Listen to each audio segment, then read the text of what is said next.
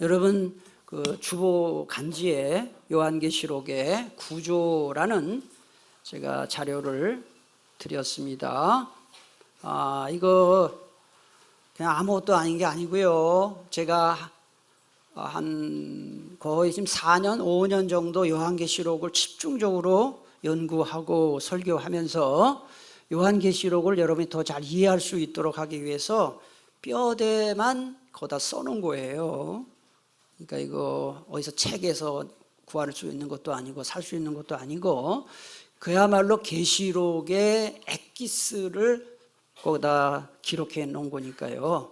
잘 좀 보관하시고 계시록 읽을 때마다 보시기 바랍니다. 이 시간 그래서 여러분들이 드린 거는 그냥 보시고 앞에 화면을 더 짧게 제가 요한계시록 전체의 뼈대를 여러분들에게 설명을 하도록 하겠습니다. 1장은 요한계시록의 서론입니다. 사도 요한이 계시록을 썼죠. 주후 95년에 제11대 로마 황제인 도미티아누스에 의해서 그리스 반모섬 파트모스라는 원래 이름이죠. 그 유배된 상태에서 예수 그리스도의 계시를 받은 내용이다 하는 게 1장의 서론이에요.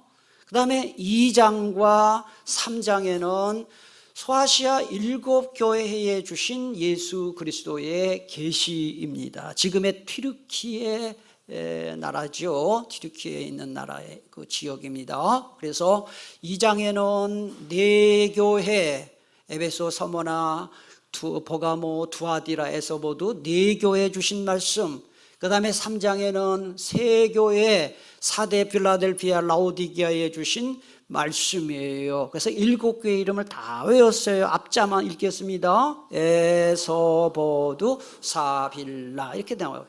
그 다음에 4장과 5장에는 하늘 보좌 환상이 나와요. 하늘에서 성전에 관한 환상이 나오는데 4장에는 성부 하나님에 대한 환상이 나오고 4장에 그 다음에 5장에는 넘어가야 됩니다. 5장에는 성자 예수님에 대한 환상이 나와요. 7 인봉 두루마리 환상이 나옵니다. 그 다음에 6장부터 18장 이게 몸통이죠. 계시록의 6장부터 18장까지는 3가지 7 재앙 시리즈가 나온다. 그래서 이 3가지가 뭐냐 제가 외우기 쉽게 인하대를 생각하라 그랬어요. 발음이 좀 조금 글씨가 다르지만 그래서 7인 6장 7 나팔 그 다음에 8장 9장 그 다음에 7 대접 15장에서 18장 중간중간 막간극이 나오니까 다 써놨습니다. 그 다음에 오늘 이제 얼마 안 남았어요. 오늘부터 하는 거에 19장 딱 들어가게 되면 어린 양의 혼인잔치가 나와요. 그리고 백마를 타신 그리스도에 대해서 나오고 그 다음에 20장에 넘어가면은 이단들이 그렇게 많이 떠들어대는 천년 왕국이 뭐냐, 그 다음에 백보자 심판이 뭐냐 하는 게 나와요. 그 다음에 21장으로 넘어가면은 새하늘과 새 땅, 신천 신지, 이단들이 여기서 신천지가 나왔죠. 신천 신지가 나와요. 그 다음에 22장에 가면은 새하늘과 새 땅, 또 하나는 아멘 주 예수여 오시옵소서 마라나타 주님의 재림을 찬양하는 것으로 끝나는 겁니다. 자, 계시록이 굉장히 그러고 보니까 쉽죠, 그죠? 쉽지 않습니까? 이렇게 뼈대가 딱 나오니까 계시록이 그렇게 어려운 게 아닙니다. 네.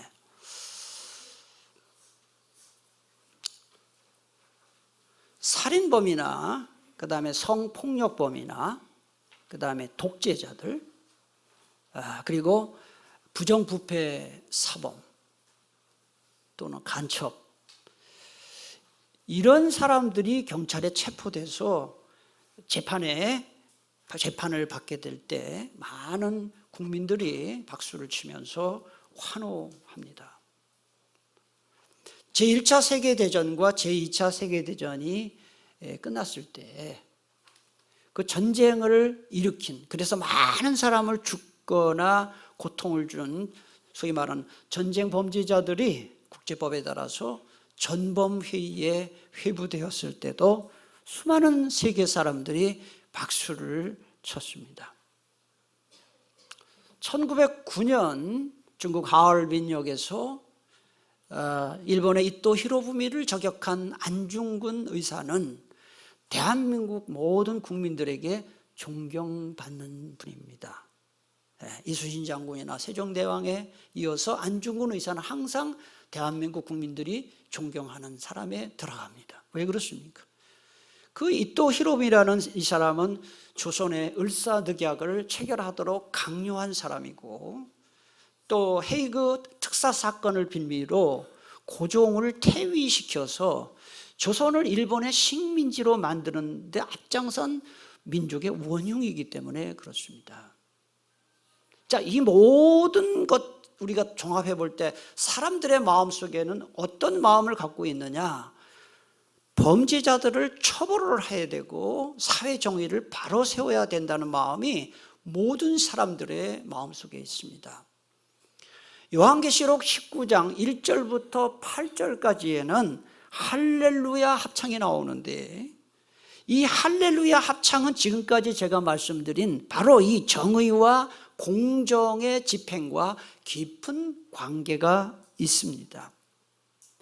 요한계시록 18장에는 하나님과 교회와 성도들을 대적한 바벨론, 즉 적 그리스도의 멸망을 슬퍼하고 애통하는 소위 바벨론 애가, 바벨론 장송곡이 나옵니다. 3번 나와요. 그래서 요한계시록 19장 1절부터 8절에 나오는 이 할렐루야 합창은 18장에 나오는 이 바벨론 애가와 극명한 대조를 이룹니다. 왜요? 18장에는 3개의 애가가 나왔잖아요. 슬픈 노래가 나왔잖아요. 그런데 19장에 딱 넘어오면은 세 무리가 부르는 찬양이 나오기 때문에 그래요. 어떤 무리가 세 무리냐? 한번 눈으로 보시면은 1절에 나오는 하늘의 허다한 무리들이 첫 번째 무리고, 두 번째로는 4절에 나오는 24장로와 네 생물이 두 번째고, 세 번째는 6절에 허다한 무리, 이 세 무리가 찬양을 하는 것입니다. 한번 따라합시다. 할렐루야 찬양, 할렐루야 합창. 이게 오늘 본문의 전체의 내용이에요. 1절 맨 앞에 보니까 이 일 후에 라는 말씀이 나와요. 이것은 어떤 사건이 있은 다음에 무슨 사건이 있었다 이런 뜻이 아니고, 요한계시록을 쓴 사도 요한이 주님으로부터 새로운 계시를 받았다 하는 관용적인 표현이에요. 그 다음 하늘에 허다한 무리들이 나와요. 1절에 이건 누굴까요? 천상교회, 천상교회의 성도들을 가리킵니다. 그 다음에 큰 음성이 나오는데 이거는 두 가지 의미가 있습니다. 천상교회 성도들의 수가 아주 많다는 것과 그들의 외치는 음성의 내용이 매우 중요하다는 사실을 강조합니다. 그러면 천상교회 성도들이 뭐라고 찬양을 했을까요? 1절 중간에 보시면 할렐루야, 구원과 영광과 능력이 우리 하나님께 있도다, 이런 찬양을 한 거예요. 자, 할렐루야, 여러분 앞에 보세요. 할렐루야라는 찬양을 여러분 많이 하시고 오늘도 할렐루야 찬양대가 찬양을 했는데, 할렐루야라는 말의 뜻이 뭐냐 하는 거죠. 할렐루야는 구약 성경의 언어인 히브리어입니다. 두 글자의 합성어인데, 할렐루, 이거는 명령형입니다. 찬양하라, 너희들은 찬양하라 하는 2인칭 명령형입니다. 복수형입니다. 그 다음에 야는 야훼, 여호와의 축약형입니다. 그래서 할렐루야를 합치니까 여호와를 찬양하라, 이런 뜻이 되는 거예요. 따라할까요? 여호와를 찬양하라. 무슨 뜻입니까? 이걸 뭐라고 부른다고? 이거를 할렐루야. 그래서 여러분, 우리 많은 교회들이 찬양대를 두고 있는데 찬양대 이름 중에 가장 많은 이름이 무슨 찬양대일까요? 할렐루야. 우리 교회도 할렐루야 찬양되잖아요. 예. 그리고 예수 믿는 사람들이 세계의 어떤 언어, 민족, 문화를 구별 없이 어느 나라에 가든지 가장 많이 말하는 내 언어가 할렐루야예요. 예. 제가 선교지를 많이 다니잖아요. 언어는 달라도 할렐루야 하면 다 알아듣고요. 다 할렐루야, 할렐루야 인사를 해요. 그래서 할렐루야라는 말을 상당히 많이 사용하니까 우리 보통 이렇게 생각합니다. 성경책에 할렐루야라는 말이 무지 많이 나올 것 같은데 놀랍게도 성경 전체의 66권 1189장 전체에서 할렐루야란 말이 총 28번밖에 나오지 않아요. 구약에서는 시편에서 24번 나오고요. 그 다음에 신약에서는 오늘 19장에만 요한계시록 19장에만 할렐루야가 나와요. 몇 번 나올까요? 4번 나와요. 뭐 나오든지 말든지 뭐 그러면 안 됩니다. 예. 그런 표정이 좀 있어서 제가 19장 여러분 표시를 해놓으세요. 19장 1절 중간 할렐루야, 3절 할렐루야, 4절 끝에 아멘 할렐루야, 6절 중간에 할렐루야 4번 나와요. 이게 신약 성경에 나오는 할렐루야의 전부예요. 그런데 천상교회 성도들이 할렐루야 하면서 그 다음 뭐라고 외치냐 하면은 구원과 영광과 능력이 우리 하나님께 있도다 이렇게 외쳤어요. 제가 오늘 찬양대 찬양을 들으면서 전율이 왔어요. 왠지 알았어요? 오늘 하나님이 영광에 관한 찬양이 많더라고요. 그렇죠? 깜짝 놀랐어요. 야, 역시 우리 찬양대장님하고 지휘자가 기도를 많이 하는구나. 오늘 내 설교에 맞췄구나.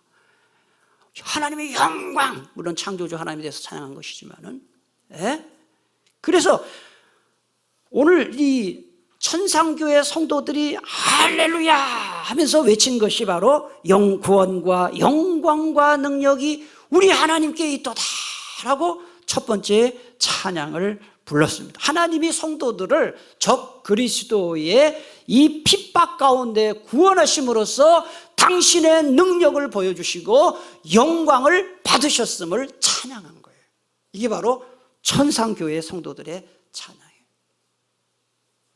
여러분 구약의 역사를 보세요. 하나님이 이스라엘 백성들을 이집트의 파라오의 손에서 구원하셨고요. 출애굽 이후에 가나안 땅에 들어간 이후에는 가나안 칠족 속의 손에서 이스라엘 백성들을 건져주셨습니다. 하나님은 다윗을 골리앗의 손과 사울 왕의 손에서 건져주셨고요. 하나님은 다니엘을 사자굴에서 건져주셨고요. 사드락과 메삭과 아벳느고를 불무불 속에서 건져주셨고, 그 다음에 모르드게를 하만의 손에서 우리 하나님이 건져주신 그 구원의 역사가 바로 하나님의 능력을 나타낸다는 거예요. 그러나 무엇보다도 예수 그리스도의 십자가 보혈의 능력으로 우리 모든 죄인들을 죄와 심판과 영원한 지옥 형벌에서 구원해 주신 것이 하나님의 영광과 능력의 절정이라는 사실을 알아야 되는 거예요. 여러분 가운데, 우리 가운데 구원받을 만한 어떤 일을 해서 구원받은 자 있습니까? 우리 모두 아무 구원받을 만한 자격도 능력도 없는데 예수 그리스도의 보혈의 공로와 하나님의 은혜로 구원받은 줄로 믿습니다. 예수 믿고 구원받은 이후에도 우리 믿음이 약해서 자꾸 마귀의 유혹받고 시험에 빠지지만은 우리 안에 계신 성령께서 그때마다 마귀의 유혹과 시험을 지켜주시고 천국 가는 그날까지 우리를 이기게 해주시는 것이 바로 여호와의 영광, 여호와의 능력이다 하는 것. 그게 바로 첫 번째 찬양입니다. 두 번째 찬양이 무엇입니까? 2절. 그의 심판은 참되고 의로운지라 라는 찬양이에요. 이게 두 번째 찬양이에요. 여기서 참되다는 것은 신실하다는 뜻으로서 하나님이 이스라엘 백성들을 보호해 주시고 그 원한을 갚아주시겠다는 약속을 꼭 지키시는 분이다라는 의미에서 신실하다 이렇게 말한 거예요. 그 다음에 의롭다는 것은 하나님의 심판이 정당하고 공정하다는 뜻입니다. 그 근거가 뭐냐? 하나님의 심판이 참되고 의롭다는 근거가 2절 중간 이하에 나와요. 잘 보세요. 음행으로 땅을 더럽게 한 큰 음녀를 심판하사, 여기 심판이란 말에 잘 표시를 하시고, 자기 종들의 피를 그 음녀의 손에서 어떻게 했다고요? 갚았다는 말에 표시를 해놓으십니다. 여기서 음녀는 세상 사람들을 우상숭배로 유혹한 로마 제국과 적 그리스도를 가리키고, 음행은 우상숭배를 가리키는 거예요. 그런데 이제 하나님이 그들을 심판하여 멸망시킴으로써 자기 종들의 피, 순교자들의 원한을 갚아주셨다, 이런 뜻입니다. 여러분, 연주회 가보셨습니까? 어디 노래를 하거나 또 합창을 하거나 오케스트라 연주할 때 가서 거기서 막 누군가 노래를 잘 부르고 연주회가 막 감동을 줄 때 딱 끝나면 사람들이 막 환호하면서 뭘 외칩니까? 앵콜을 외치죠. 앵콜 외칩니다. 오늘 여기 3절 맨 앞에 나오는 두 번째 할렐루야는 바로 그 앵콜과 같은 성격을 갖고 있습니다. 천상교회의 성도들이 하나님이 참되고 의롭다는 것을 찬양한 데 이어서 두 번째 앵콜이 뭡니까? 이 악한 세상이 영원히 멸망할 것을 기뻐하는 그런 내용입니다. 3절을 다 같이 함께 봉독하겠습니다. 두 번째로 할렐루야 하니 그 연기가 세세토록 올라가더라. 오늘 우리 한글 성경에는 그 연기라고 되어 있는데 그리스 원문 성경에 보면 그녀의 연기다 되어 있어요. 그녀는 바벨론을 가리키는 거예요. 바벨론. 그러니까 바벨론의 연기가 세세토록 올라간다는 것은 바벨론, 즉 하나님과 교회와 성도들을 대적하는 적그리스도 세력이 하나님의 심판의 불에 타서 완전히 멸망할 것을 상징합니다.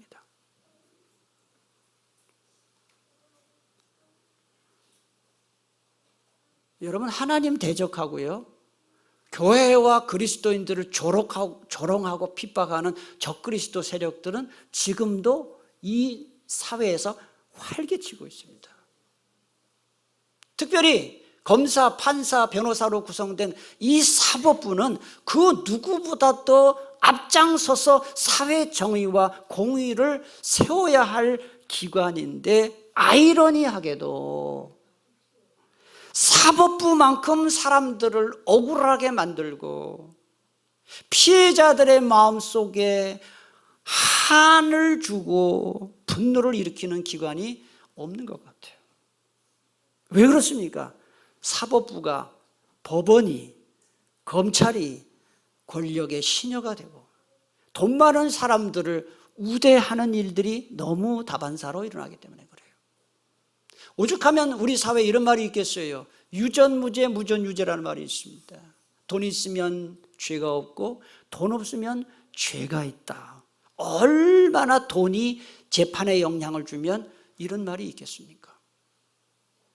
인터넷에 떠도는 말 중에 이런 말이 있습니다. 제가 그냥 가감없이 그대로 좀 거친 말이지만 옮기면 인터넷에 이런 말이 떠오릅니다.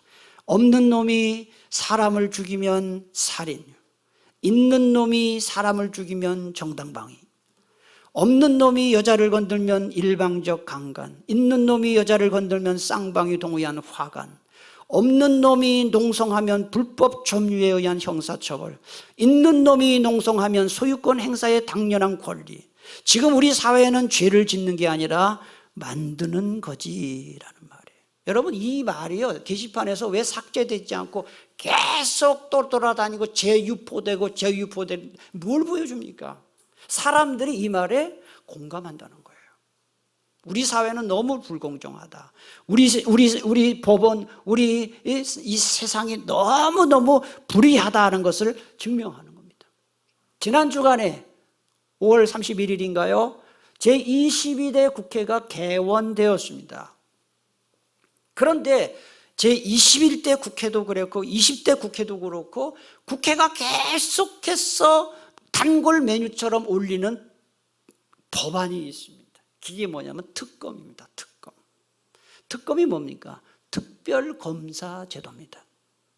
그래서 뭐 최상병 특검, 김여사 특검, 한동훈 특검, 이게 지금 다 국회에서 되었거나 되려고 하고 있잖아요. 이게 왜 자꾸 국회에서 특검이 왜 계속 올라옵니까? 사법부의 판단을 믿지 못하겠다는 겁니다. 더 이상 사법부의 정의를 기대할 수 없으니 국회에서 하겠다 하는 거예요. 그러나 여러분 기억하십시오. 이 세상에서 정의롭고 공정한 판단과 심판을 할 수 있는 어느 사람도 없고 공동체도 없습니다. 진정 공의롭고 정의로운 판단과 심판을 할 수 있는 분은 오직 하나님밖에는 없어요. 왜 그럴까요? 하나님 자신이 정의로우신 분이고 공의로우신 분이기 때문에 그렇습니다. 그래서 인류의 종말이 되면은 하나님을 대적하고 교회와 그리스도인들을 핍박하고 조롱했던 모든 이 대적 세력도 다 심판받고요. 그 가운데서도 신앙의 정조를 굳게 지킨 성도들은 하나님으로부터 칭찬받고 상급받는 날이 반드시 온다는 사실을 믿으시기를 바랍니다. 지금 우리 사회가 어떻습니까? 교회에 대해서, 그리스도인들에 대해서 깊은 반감이 있습니다. 그래서 예수 믿는다는 말을 하기가 어렵습니다. 그리고 굉장히 적대적인 태도를 보입니다. 이런 환경에서 신앙생활을 똑바로 한다는 것은 정말 쉽지 않습니다. 대단한 결심이 필요하고 각오가 필요합니다. 때로는 계속 조롱이 들어오고 핍박이 있고 불이익을 당하게 되면 회의감이 들어요. 지쳐요. 포기하고 싶고. 그러나 그럴 때마다 우리가 기억해야 할 사실이 하나 있습니다. 그게 무엇입니까? 우리가 믿는 하나님은 신실하신 하나님이며 공의로우신 하나님이라는 사실을 꼭 기억하시기 바랍니다. 나중 악인은 처벌하고 그리스도인들에게서 상 주신 하나님의 그 심판이 있다 하는 거 우리가 기억해야 됩니다. 자, 마지막 두 번째로 천상교회 성도들의 찬양이 두 번째로 누가 찬양을 했는가 4절을 보면은, 자, 펜 갖고 오신 분들은 4절 앞부분 24장로와 네 생물을 잘 표시하시고 이들이 찬양을 합니다. 24장로와 네 생물이 엎드려 보좌에 앉으신 하나님께 경배하여 이르되. 그래서 여기 24장로는 구약과 신약에 구원받은 모든 성도들을 대표하는 거예요. 그 다음에 네 생물은 이 세상의 모든 피조물들을 대표하는 거예요. 자, 그래서 이 4절 끝을 보니까 24장로와 네 생물이 뭐라고 찬양했냐? 딱 두 마디 찬양을 합니다. 4절 끝에 보시니까 무슨 찬양을 했습니까? 아멘, 할렐루야. 따라합시다. 아멘, 할렐루야. 우리가 아멘이라는 말을 상당히 많이 사용하는데요. 아멘의 뜻이 뭐냐? 세 가지 뜻이 있습니다. 잘 알아두시기 바랍니다. 아멘이란 말은 첫째로 맞습니다. 옛날에 노무현 대통령이 그랬죠. 맞습니다. 맞고요. 예? 맞습니다. yes. 영어로. 이게 아멘이에요. 두 번째로는 동의합니다. 동의합니다. 세 번째로는 그렇게 되기를 원합니다. 라는 세 가지 뜻이 있습니다. 한번 따라 할까요? 맞습니다. 동의합니다. 그렇게 되기를 원합니다. 그래서 우리가 기도 마칠 때 예수님의 이름으로 기도합니다 하고 뭐라고 합니까? 그게 무슨 뜻으로 쓴 거예요? 세 가지 중에서 그렇게 되기를 원합니다. 내가 기도한 대로 되기를 원합니다 해서 아멘 하는 거예요. 그리고 오늘도 간증을 했습니다마는 간증을 듣고 아멘.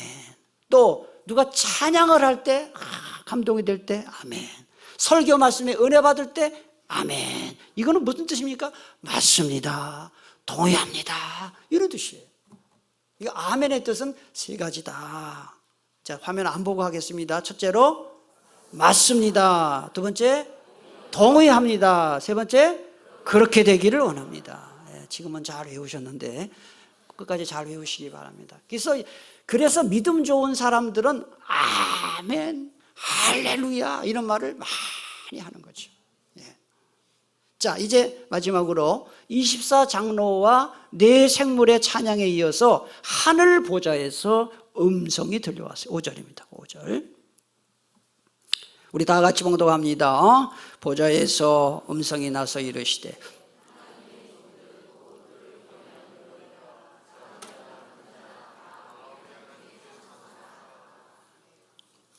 여기에 보면 세 부류가 나와요. 하나님의 종들, 그를 경외하는 너희들, 그런 하나님이죠. 하나님을 경외하는 너희들, 작은 자나 큰 자, 이 세 부류는 모두 구원받은 성도들을 가리키는 거예요.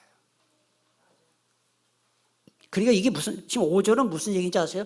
이 세상의 모든 그리스도인들은 국적에 관계없이, 인종에 관계없이, 그 다음에 빈부격차 관계없이, 유식무식에 관계없이 모든 사람들은 다 하나님을 찬양하고 하나님께 영광 돌리는 삶을 사는 것이 인생의 가장 큰 본분이다라는 것을 말하는 거예요. 이사야 43장 21절을 우리 함께 다 같이 봉독하겠습니다. 이 백성은 내가 나를 위하여 지었나니 나를 찬송하게 하려 하면, 하나님께서 우리를 창조하신 목적이 뭐냐? 하나님을 찬송하게 하려 하기 위해서. 여러분 찬송 많이 부르셔야 돼요, 삶 속에서. 그래서 여러분, 혹시 여러분 중에 제가 이제 뭐 전화하는 일이 많지는 않지만 가끔 이 핸드폰을 걸었는데 어떤 교우 중에 어떤 분이 거기서 트로트가 나오더라고. 내가 깜짝 놀랐어요. 아니, 왜 예수 믿는 사람이 왜 좋은 찬송도 많은데 왜 트로트를 영웅이 임영웅인가 부르는 것 같아요. 예. 찬송을 좀 그런 걸로 했으면 좋겠어요. 그리고 아침에 딱 잠자고 일어나서 제일 먼저 내 입에서 나오는 노래가 무슨 노래인가, 나도 모르게 나오는 노래가 무언가, 그걸 점검해 보세요. 찬양이 나오면 지금 은혜가 있는 거고요. 뭐 자꾸 유행가가 나오고 이러면은 아직 은혜가 없는 거예요. 그 다음 시편 106편 48절에 보니까 여호와 이스라엘의 하나님을 어떻게 찬양하라 그랬습니까? 영원부터 영원까지 찬양하라. 모든 백성들아 아멘 할지어다 할렐루야. 여러분, 부모가 자녀들에게 가장 원하는 게 뭘 것 같아요? 자녀에게 존경받는 걸 원해요. 어느 부모나 존경받기를 원해요. 그것처럼 우리 하나님은, 창조주 하나님은 모든 피조물로부터 영광받기를 원하셔요. 그게 바로 하나님이 피조물을 만든 첫 번째 창조 목적이에요. 자, 음악을 좀 아시는 분들 대답을 해보세요. 교향곡의 아버지가 누구예요? 일부 예배 때 여러 사람이 대답했어요. 교향곡의 아버지가 누구예요? 하이든. 2부 예배 교우들이 1부 예배보다 수준이 많이 떨어지는 것 같으네요. 농담입니다. 하이든입니다. 오스트리아 사람입니다. 교향곡의 아버지가 하이든인데, 이 하이든이 천지창조라는 유명한 오라토리오를 만들었어요. 작곡했어요. 그래서 이 천지창조라는 이 곡은 창세기 말씀과 존 밀턴이 쓴 신라원이라는 책에서 아이디어를 얻어서 쓴 유명한 오라토리오예요. 그런데 그 오스트리아 수도인 빈에서 첫 번째 연주회가 있었습니다. 그 곡을 연주하는 연주회가 있었어요. 그런데 그날 하이든이 몸이 아파서 참석은 했지만은 저기 객석 뒤쪽에 앉아 있었습니다. 지휘자의 지휘에 맞춰서 오케스트라가 그 천지창조라는 웅장한 곡을 연주를 잘 마쳤습니다. 그러자 모든 객석에 앉아있던 관객들이 일제히 일어나서 기립박수를 지휘자에게 딱 쳐줬어요. 그러자 이 지휘자가 갑자기 청중들을 제지하면서 뒤쪽을 쫙 가리키면서 저분입니다. 바로 저분이 이 놀랍고 아름다운 음악을 작곡한 하이든입니다 라고 이야기를 했어요. 그러니까 모든 관객들이 뒤를 쫙 보면서 또 막 하이든에게 박수를 쳤습니다. 그러자 하이든은 역시 이번에도 청중들을 이렇게 진정시키면서 이렇게 말했다고 그대로 읽겠습니다. 하늘을 가리키면서 하이든이 아닙니다. 저는 아무것도 아닙니다. 하나님 그분이 모든 것을 하셨습니다. 이 모든 것은 하늘로부터 온 것입니다. 주님께서 저의 연약함을 아시기에 저에게 지혜를 주셨습니다. 주님께만 영광을 돌리십시오 라고 말했어요. 그러자 모든 관객들이 하나님께 영광의 박수를 올렸습니다. 이게 글에 나와 있어요. 여러분, 우리의 삶에서 이 지휘자 또는 하이든처럼 모든 영광은 원저자에게, 모든 영광은 창조주 하나님께 돌리는 그 찬송의 역사가 우리 가운데 있게 되기를 축복합니다. 이야기 하나 하고 말씀드리도록 하겠습니다. 예수 믿지 않는 집안에 며느리 하나가 시집을 왔어요. 옛날에 시집살이가 얼마나 심했나요? 근데 더군다나 아주 미신 우상단지 섬기는 집안에 예수 잘 믿는 며느리가 들어왔어요. 그러니까 이 시어머니가 날마다 이 며느리를 핍박을 합니다. 그러자 며느리가 시집살이가 힘들고 괴로워서 그때마다 눈물 흘리며 찬송을 합니다. 342장 찬송을 불렀어요. 너 시험을 당해 죄짓지 말고 너 용기를 다해 곧 물리치라. 너 시험을 이겨 새 힘을 얻고 주 예수를 믿어 늘 승리하라. 이런 찬송을 막 불러요. 그러니까 여러분, 며느리가 찬송을 막 부를 때마다 시어머니가 자기 방에서 그 들으면서 막 치를 떠는 거예요. 그런데 마침 그때 이웃집 할머니가 시어머니 친구지요. 마시러 왔어요. 그러자 때는 이때다 하고 기다렸다는 듯이 시어머니가 이 며느리 흉을 막 봅니다. 바로 그때 또 며느리가 옆방에서 뭘 했겠어요? 또 찬송을 부르는데 이번에는 325장 예수가 함께 계시니 시험이 오나 겁없네 이 찬송을 불러요. 그러자 이 며느리의 찬송 소리를 듣고 시어머니가 이웃집 할머니에게 말합니다. 저 소리 들리죠? 예? 시어머니가 야단을 치면 조용히 반성할 것인지 웬 노래입니까? 아예 시어머니를 이겨먹으려고 합니다. 그러면서 이 시어머니는 찬송 가사를 모르니까 이렇게 들렸던 겁니다. 예수가 함께 계시니 시험이 오나 겁없네. 이렇게 들은 거예요. 시어머니 겁 안 난다는 거죠. 예? 그 다음에 이 찬송 전에는 더 심한 노래를 불렀다고 우리 며느리가 한번 들어보시오. 너 예수가 함께 계시니 시험이 한구나. 너 시험이 당해 죄짓지 말고 너 용기를 다해 곧 물리쳐라. 너 시험이 이겨 새 힘을 얻고 주 예수를 믿어 늘 승리하라. 여러분, 믿지 않는 시어미가 이 며느리를 그렇게 핍박했는데 이 며느리가 어떻게 이겼다고요? 뭘로 이겼다고요? 찬송으로 이겼어요. 기쁠 때 찬송하는 것은 잘하지만 괴로울 때 찬송 못합니다. 사랑하는 교우 여러분, 하나님 찬양 힘들 때일수록 더 찬송을 부르면 성령께서 우리의 찬송 소리를 들으시고 우리에게 새 힘과 용기를 주실 줄로 믿습니다. 기도하겠습니다. 오늘